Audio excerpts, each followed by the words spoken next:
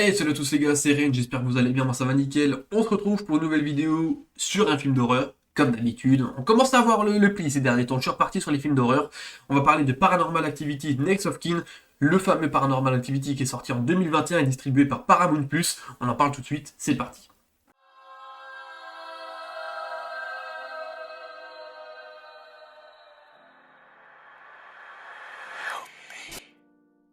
Alors, Next of Kin Paranormal Activity est sorti pour Halloween 2021 dans la plus grande des discrétions. J'étais même pas au courant jusqu'à ce qu'on en parle vite fait sur TikTok avec quelques personnes et que j'ai pu le découvrir en fait en boîte au magasin. Soudainement, il est sorti au magasin, là, je sais pas pourquoi. Je dis bon bah c'est un Paranormal Activity, globalement c'est de la merde, mais on va regarder un petit peu ce que c'est celui-ci parce que j'en entendais pas du tout parler et il avait l'air un petit peu intriguant. Avec cette affiche que vous voyez ici, l'affiche où on voit cette église sur une forêt enneigée avec une trace de sang qui en sort, c'était différent de ce qu'on avait l'habitude de voir avec les Paranormal Activity, les caméras, les glitches, tous ces trucs à la con. Donc je me suis dit tiens, pourquoi pas, peut-être un petit doute, on va regarder. Donc on en parle tout de suite, je vais vous parler du casting, du synopsis, un peu de quoi ça parle et de ce que j'en ai pensé. Alors, ce Next of Kin Paranormal Activity est réalisé par William Eubank, qui est un réalisateur qui a fait pas mal de petites choses. Ici, il se penche là-dessus, sur la franchise Paranormal Activity que l'on connaît tous, remplie de films pas terribles. Il va nous proposer ici une petite différence par rapport à l'ambiance et au contexte qui est déjà pas mal, puisqu'effectivement, dans ce film, nous allons suivre Margot, qui est une jeune fille qui n'a jamais connu ses parents biologiques. Et grâce à un test ADN, elle va retrouver la trace de son père, a priori biologique, et elle va essayer de le rejoindre pour connaître un petit peu sa famille, ses grands-parents, etc., etc. Et en même temps de faire un reportage là-dessus avec la caméra. C'est évidemment comme ça que la caméra sera omniprésente dans le film. Là où c'est différent, c'est que nous ne sommes pas sur un système de caméra de surveillance, puisqu'effectivement on aura une caméra à l'épaule quasiment constante, avec du coup ce reportage, et notre Margot qui va découvrir plus ou moins rapidement sa famille, des gens qui ont l'air très bizarres, qui sont isolés, des Amish en gros, si vous voulez, qui vivent complètement exclus de la société, des marginaux, et vous vous en doutez, ça va tourner très très mal assez rapidement. Dans ce film, nous aurons quelques personnages quand même, et je vais vous citer les principaux. Margot sera interprétée par Emily Bader, ça va, ça reste correct, c'est pas la prestation de l'année, mais bon, on va dire ça fait le taf pour un film Paranormal Activity. Elle sera accompagnée de Dan Lipper qui va jouer Dale, l'ingé son de son groupe pour son reportage. Elle sera également accompagnée de Chris, qui sera interprété par Roland Buck 3, voilà 3, qui lui sera derrière la caméra.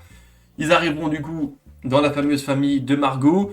Le grand-père de la famille sera interprété par Tom Nowicki, qui s'appellera Jacob. Son père biologique, censé père biologique, sera interprété par Henry Ayres Brown, qui va jouer Samuel, ici. Et l'entité un petit peu démoniaque du film sera interprétée par Kirby Johnson. Donc elle, on va la voir uniquement maquillée. On la verra pas vraiment comme je vous l'ai montré sur l'image ici, vous en doutez. Bon, le casting, rien de particulier. Ça reste du Paranormal Activity, disons que c'est rare que le casting du Paranormal Activity ait été complètement fou. Là, bon, on va dire ça fait globalement le taf. C'est rien d'exceptionnel, mais bon, on va faire l'impasse. Alors, ce que je pensais finalement de Paranormal Activity Next of Kin. Bah écoutez, malgré moi, je dois être honnête qu'il m'a agréablement surpris. C'est loin d'être un excellent film, il a plein de défauts.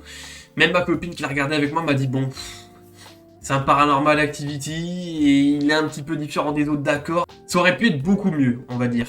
Ici, ce qui est vraiment sympa dans ce film-là, c'est qu'on quitte un petit peu les maisons hantées, les trucs avec la possession sur l'enfant ou je sais pas trop quoi, toutes ces conneries avec les caméras fixes de surveillance ou les mecs. Voilà, tout ça, on oublie. On part vraiment sur un reportage en extérieur déjà, donc on quitte le domaine, on va dire, de la maison. On va dans un mini-village d'une famille amish perdue aux États-Unis, dans les bois, avec franchement de la neige de partout, des vieilles maisons, du costume. On a quelque chose, on a déjà une petite ambiance différente qui est fort sympathique, moi je trouve ici, et qui est plutôt pas mal utilisée parce que c'est vrai que ça crée des ambiances assez froides, c'est assez spécial, donc ça c'est pas mal. En plus, il faut être honnête, l'histoire dans le fond est assez différente de ce qu'on avait l'habitude de voir dans les Paranormal Activity, puisqu'effectivement là, puisqu'on est plutôt sur le côté de la secte, C'est un peu comme ça, des personnages qui font partie d'une secte avec une ambiance très bizarre, les balades dans les bois avec les torches, les trucs un peu... Donc en fait, c'est tout de suite une autre ambiance que ce qu'on avait l'habitude de voir auparavant dans la saga. Donc déjà ça, on peut lui laisser, c'est pas trop mal. Après, il y a toujours les mêmes mécaniques du moment où il y a quelque chose qui se passe dans la nuit, on part sur la caméra infrarouge, donc on voit tout en vert comme ça, bon... C'est du classique, c'est du vu et revu. On va dire qu'ici, c'était encore...